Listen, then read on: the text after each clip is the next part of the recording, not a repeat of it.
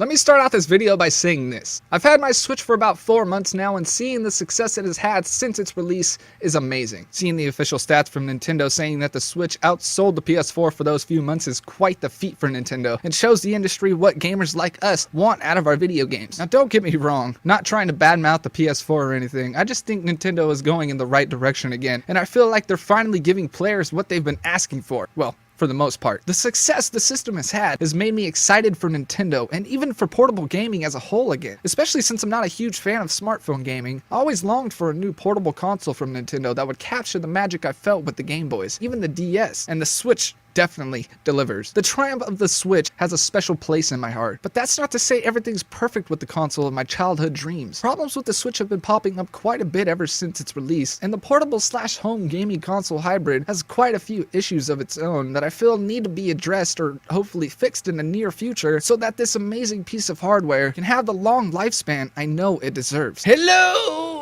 Ladies and gentlemen, and welcome back to the channel. My name, of course, is RUDERHYMER, and today I'm going to be telling you 10 problems currently with the Switch. These are not in any specific order or anything like that. Also, some of these problems may have already been addressed by Nintendo, and if they have been and I don't talk about them, then just ignore that part or feel free to write them down in the comments below and let me know. Moving right along to the first issue with the Nintendo Switch, and that is the memory. In a portable console, it would be normal to think that there wouldn't be that much space to begin with, but there still should be enough to be able to play your games. The Switch only comes with about 32 gigabytes of internal storage and needs about 6.1 gigabytes of that to run its operating system, essentially making it mandatory for one to purchase a micro SD card just to hold all of their games and DLC. Some games even requiring more space than what's available, which makes it more of a necessity if one wants to enjoy the full experience of the Switch without having to delete any games just to play the new ones they've bought. It's fairly easy to find a 128 gigabyte micro SD card or even a 256 gigabyte one on websites like Amazon or something like that, but they can be a bit expensive. Having these be a requirement for some of the games on the Switch just feels like such a huge inconvenience, especially when you have broke players like me that can't afford to go out and buy multiple large capacity SD cards just so we can play our games. In my opinion, I don't think we'll be getting a real fix to this memory issue anytime soon, or at all for that matter, unless we get some form of Switch XL or Mini or some sort of other reiteration or release of the console that gives us the proper amount of space that is needed to fully enjoy the Switch. I just wish they took care of this before the release. They could have easily seen this coming and avoided it, but now we must suck it up and purchase ourselves some extra memory for those amazing games coming to the Switch. Moving right along to another problem that has been around even longer than the Switch's release, and just seems to be something normal for Nintendo, and that is, of course, the widespread shortages. Seeming to be a common practice of the Nintendo business model is their inability to provide the right amount of product to their customers, with the Switch being no exception. This year, when the Switch was released, it was met with an immediate widespread shortage, and nobody seemed to be able to get their hands on the highly anticipated console. Unless you were one of those smart enough to pre-order early, then it's more than likely that you were one of those met with the shortage. The NES Mini also fell victim back in November of 2016, which was met with the usual backlash from the fans. Most people being unable to purchase the Mini from any in-store or online marketplaces without a pre-order or a special friend at GameStop that can hook them up. Of course, there were tons of scalpers buying large amounts of the product and selling them back to people for ridiculous inflated prices, but obviously nobody wants to have to deal with that, and sadly none of this is really new. If you remember back in 2016, the Nintendo Wii and the Amiibo figurines also had these massive shortages. I know Nintendo simply does this on purpose though. Not releasing enough product to meet demand is a great way to drive up the demand of the product in an easier way for a company or Nintendo to make money. It makes them some extra money and it makes them look good for their investors, which you must make happy. Also, they get a bunch of free advertising from people like us complaining about the scarcity of their products, which it isn't that hard to understand as much as it is frustrating and infuriating for us to have to deal with it. Anyway, next up on my list of problems with the Nintendo Switch, of course, is the console bending. Considering everything, the launch of the Switch was actually pretty smooth. Other than the shortage problems, the Switch sold impressive numbers and had the fans' support and approval to go along with it. While this is all fine and dandy, right now I want to talk about the fact that my Switch is bent to hell and there's literally nothing I can do about it. I noticed it about 2 weeks into playing playing it. And in my opinion, I think it's just a manufacturing malfunction of some sort, though maybe they released the Switch a bit too early and had quality control that wasn't up to par, or maybe it was an oversight. Either way, some Switch owners, myself included, were beginning to notice that the console we had recently purchased or just purchased were bending, as if it got too hot inside of the Switch's dock while charging and pressure had been applied to it, causing the bend. There are tons of reports from people saying that they have had their console bend to some degree. Some people saying they mainly play in docked mode, and others saying they primarily play in portable, but both experiencing instances of bending. In my instance, I play my Switch about the same amount of time in docked as I do in portable, though I noticed the bend in my Switch quite early since I was about 4 months late of purchasing it. It was about 2 to 3 weeks into having it I noticed the issue. Nintendo replied to the console bending pandemic with this: if you're having issues where the Nintendo Switch appears bent or warped, please contact us so we can get that taken care of. You can contact us at Nintendo Support, where we can get a repair started for you. If you're like me, this seems like a huge hassle, and honestly, I'd rather just keep playing my deformed Switch since it doesn't get in the way of my gameplay. That, and I really wouldn't want to part with it. That's just me though. Hopefully Nintendo will make sure this isn't a problem with the next release of the Switch or the next iteration or whatever. I'm not holding my breath. Again, Nintendo doesn't seem like they're in the business of fixing our problems. As much as we'd like it to seem that way, it just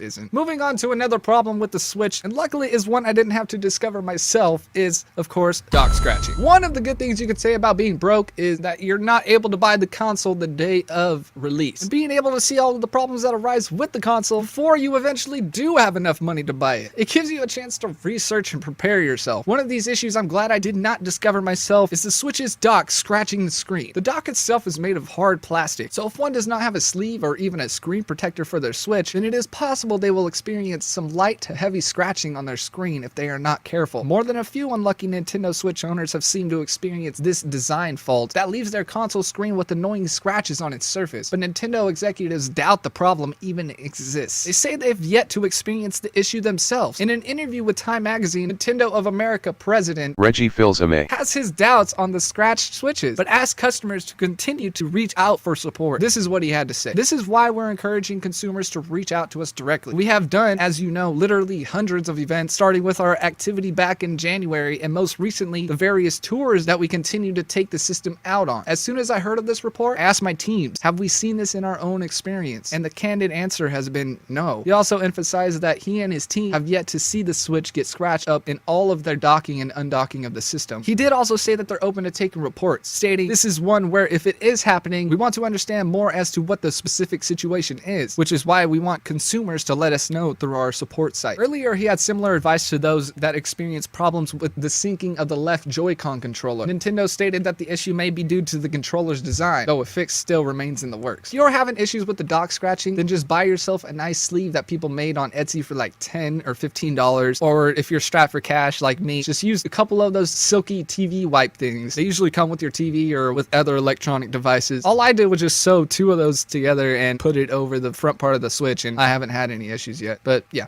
let's move on. Moving on to number 5 on the list of issues with the Switch, and that is, of course, dead pixels. Defects are normal on any big console release, with plenty of issues popping up ranging from tiny to near console breaking, and the Switch was no exception to that. At the launch of the Switch, quite a few owners noticed there was distracting dead pixels on the screens of their brand new consoles. Naturally, people had their complaints and wanted to take it up with Nintendo, hoping to maybe get it fixed or even maybe get a replacement, only to be told by customer service reps that that sort of instance is normal and isn't actually considered a defect at all, stating that small numbers of stuck or dead pixels are a characteristic of LCD screens. These are normal and should not be considered as a defect. To their credit, dead pixels were common in the early days of LCD screen technology. Sony's original PlayStation Portable also suffered from dead pixels on launch, but improvements in the underlying technology and manufacturing techniques have seemed to significantly reduce the issue. A similar problem occurred when Nintendo released its portable console, the DS, in the US, though in this instance, Nintendo eventually gave in after complaints from buyers and offered replacements for their defective units. They said at the time, "We suggest that you use your system for a few weeks to determine whether this interferes with your enjoyment of gameplay. If, after using your system for a while, you feel that this tiny dot is too distracting, the Nintendo DS does carry a 1-year warranty. Customers wishing to swap their Switch consoles with defective screens will get no support from Nintendo, and it doesn't seem like that'll be changing anytime soon. Maybe if enough people have the problem and bring it up more often to them, then maybe they would be more inclined to replace the units. But as of right now, you're basically out of luck. I have to move on to another problem I see everyone has with the Switch, and that has to be the Nintendo app and the inconvenience of not having localized chat on the console itself. If you aren't familiar with the Nintendo app and its approach to online chat, then allow me to explain. The company's new iPhone and Android app, Nintendo Switch Online, serves as an on-the-go hub for your online interactions for the console. Given the incomplete online service and the current games lineup, the app only works with one game, Splatoon 2. It serves as the only way you can do voice chat online with teammates through Nintendo's services, but it's awkward, and even figuring out when and how to use voice chat isn't clear. I can't even begin to express to you the frustration I have with this problem in particular. It just seems like something so standard that should have been there to begin with. Having chat go through the Nintendo app on your phone is a chore, but so far for any of the big multiplayer online games, this is the only way. There are also limitations to how the voice chat works with the app. Voice chat is only active as long as the app is open. The smartphone in use also has to be unlocked and its screen on in order for voice chat to work. If you accidentally shut down your phone's screen, voice chat stops. Want to glance at a walkthrough real quick? Then you have no more voice chat. It's bad enough that voice chat is only available with a smartphone, but not being able to stay chatting when your screen's off is a serious concern. When asked about the app and its problems, the president of Nintendo had this to say: "We actually think that the phone is going to deliver a better, more robust execution. In terms of the APIs that we can build into an app, the fact that the phones are ubiquitous, the fact that it allows us to do much more rapid improvements and updates to the service. That's why we think a phone execution, and specifically a mobile app execution, is going to be better for the consumer." They obviously didn't ask the consumer before they did this, because it is also worth mentioning that Nintendo just might not want to have voice chat in their games, perhaps wanting to limit the advantage people have who are using voice chat over those who aren't. There also may be the issue of staying family friendly, which has long been one of Nintendo's core values, and as we all know, online chat rooms aren't always PG. As it is right now, the app is more of a hassle than not, and it doesn't seem like Nintendo wants to change it anytime soon. Just can't figure out why they won't just make the Nintendo app available as an app on the Switch. It should still serve as a voice chat for all Switch games, and also would get rid of having to use your phone as the chat system. Maybe it's not that simple, and obviously I don't know everything that goes on behind Nintendo's walls, but I know that they have to do something about the app at some point, or I and a lot of other players most likely will never use voice chat on our Switches. Moving on to our next problem, and this is one I have actually had a big issue with, and that is the right Joy-Con and the placement of the right analog stick and the A, B, X, Y buttons. Now, I know I'm not alone on this one either, as I've read multiple comments on Twitter posts and I've seen YouTube videos where YouTubers were having the same issue. Having the right Joy-Con with this layout causes discomfort with long periods of gameplay, especially when you're off the dock and in portable mode. The placement makes it difficult to easily transition from analog sticks to the buttons without cramping your hand, and causes you to keep your hand in an uncomfortable position to try and stop the pain from happening, when all of this could probably be fixed with an optional Joy-Con for players like me who want the right analog stick in a different position without having to rely on gutting one that I already have and finding some sort of 3D printed replacement on Etsy or something. This problem is particularly bad with FPS games like Doom or Skyrim. The layout of the right Joy-Con makes you cramp your hand or wrist for awkward handling. And I know not everyone has this issue, but there does seem to be quite a few people who might get what I'm talking about. Also figure a lot of you are just going to say, get the Pro Controller, which works fine for docked at home play, but when you're in portable on-the-go gaming mode, this just affects your playstyle and not for the better. I know Doom and Skyrim have already been out for a bit, and honestly I've yet to play them, and I eagerly want to. Do you guys think the layout of the right Joy-Con analog stick and buttons affected at all? Is it awkward for you? Please let me know. Of course, don't get me wrong, I'm not trying to make this video to bash on the Switch. In fact, quite the opposite. I love my Switch, and I'm excited for the tons of games that have been announced, and honestly, those games are the reason I bought the Switch. I would just love to see Nintendo step it up even more and fix all of these minor issues that people have been having. I'll keep positive and hope that Nintendo will eventually release an alternate Joy-Con for players like me in the future, but for the most part, they've been pretty under the radar when it comes to complaints or backlash. Though, if they manage to pull it off, I feel like it'd be a huge step for the Switch, and it'd just make a lot of people like me happy. Well, even more happy with Nintendo and the current direction they're going in. I know a lot of this stuff that I'm complaining about seems like minor inconveniences to most of you. Like, for example, the next issue I have with the Switch is no streaming services besides Hulu, which isn't a big deal really. But honestly, with something like that, it can turn a few people off of the Switch and this amazing piece of technology that deserves to have as much support as humanly possible. Having Hulu on there is an amazing step. I was super excited when I heard they added Hulu to the eShop. It was unexpected and I was frankly quite surprised. I just hope that they continue along with this path and start adding and innovating more with the Switch. Hopefully even bringing in other online streaming services like Netflix, Amazon Amazon, Voodoo, YouTube, maybe even Twitch. I just hope they can see the potential, because honestly, there's a ton of opportunities here that, in my opinion, Nintendo are missing out on. And maybe not everything that plagues the Switch right now can be fixed with simple solutions, but I do hope for the sake of it that Nintendo steps up and realizes what could be done. Adding these streaming services wouldn't fix much really, but it could be a good move for Nintendo as a whole. Even if they do bring Twitch and it doesn't have the capability to stream from your Switch, it would still be cool to be able to check out some live streams or YouTube videos with the convenience of the console. I hope Nintendo sees that, which I'm sure they do since we finally have Hulu, but I don't know. Enough of that. Let's move on to the 9th issue that we have, and that is, of course, no virtual console. Yet. I know it's coming, but it needs to come faster, okay? Something I know that we all can agree on is that we want to see the virtual console finally come to the Switch, with maybe not just NES, SNES, Game Boy, and 64 games, but with also DS games or GameCube games as well. The virtual console is Nintendo's long-running digital storefront that sells gaming classics. The Switch as of right now doesn't offer much when it comes to backwards compatibility, selling a couple ACA Neo Geo games like Street Hoop, Art of Fighting 3, and a few more. This isn't anything close to the variety and old school games the virtual console provided in the past. On the Nintendo Wii, Wii U, and 3DS, Nintendo sold a variety of different games from its massive catalog of classics. On the Switch, Nintendo offers no such service as of right now. And when asked about it, Nintendo reps deflect. Instead, they say it will give away 2 free games each month to Nintendo Switch online paid subscribers. For only $20 per year, you'll be getting a growing library of classic games. Quoted as saying, users can play as many of the games as they want, as often as they want, as long as they have an active subscription. So kind of like PS Plus, where you pay the $9.99 each month and you get to play the free PS Plus games as long as you have the subscription active. I honestly do not agree with this right here. I feel like Microsoft has done the right thing with this and has actually let you play the games you get for free each month, even if you don't have a subscription. So I feel like Microsoft gets a huge win right there. Nintendo stated back in June, there's no launch date for the service just yet, other than 2018. It's unclear if a virtual console equivalent will come to the Switch when the subscription-based service is up. I seriously hope they do release some form of it. No, they're gonna give us 2 free games a month and all, but we should still be able to purchase backwards compatible old school games freely without having to let Nintendo pick them out for us every single month. I'm sure they will have it. I'm gonna stay positive, I guess, and hopefully Nintendo hears our plea and adds it coming up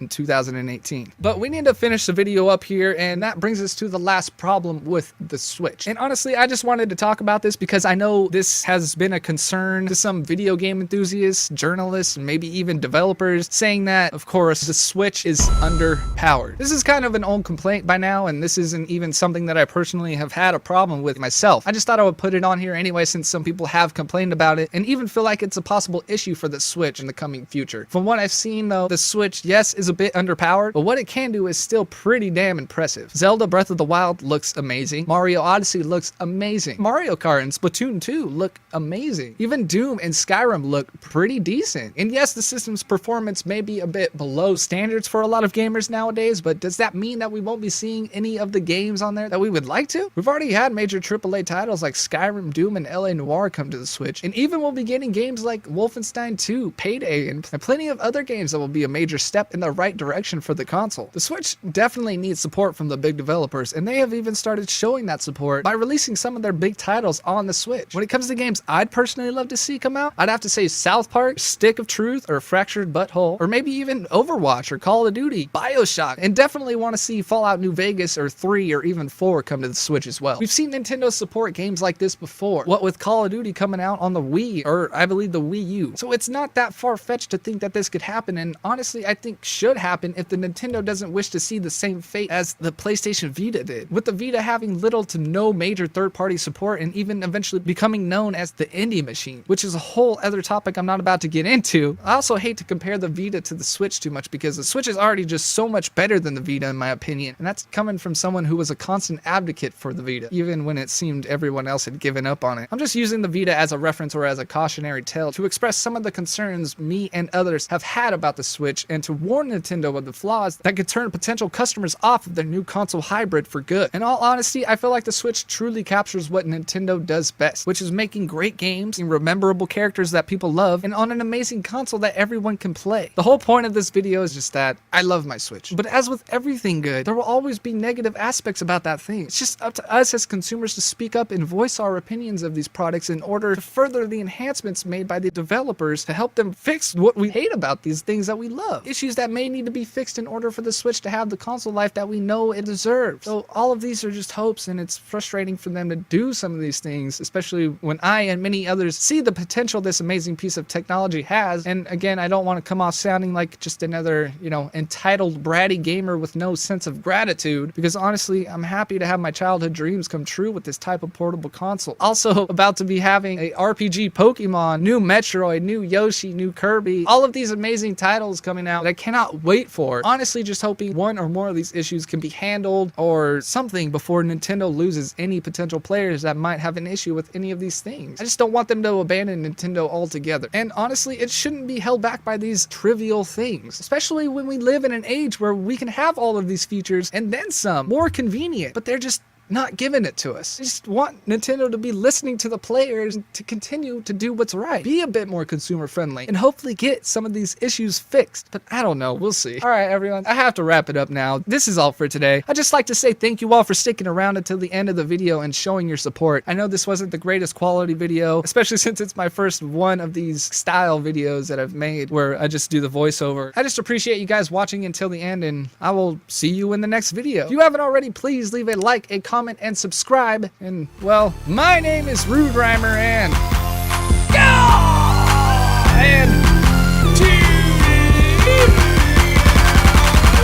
hey, PS really quick, guys, I just wanted to add this in last second. I didn't feel like making a whole new video for this particular subject, so I thought I'd just throw it in right here. And that is the fact that there is no achievement or trophy system on the Switch. Now, I have no idea if Nintendo is planning on adding one or not, but not having one on the Switch now makes playing some of the games feel a lot less rewarding, especially if you're an achievement hunter. I'm not so much one of those, but I do love getting an achievement sometimes, It feels rewarding, especially after you beat a level or something that was just super difficult in the first place. It's not lessening the rewards by much. I just feel like having rewards or trophies or achievement system would benefit the console and would make the all-around experience better for everyone. Hopefully they plan on adding one. That would be awesome. But anyways, that's it for me, everybody. I appreciate you watching the video, and I'll see you next time.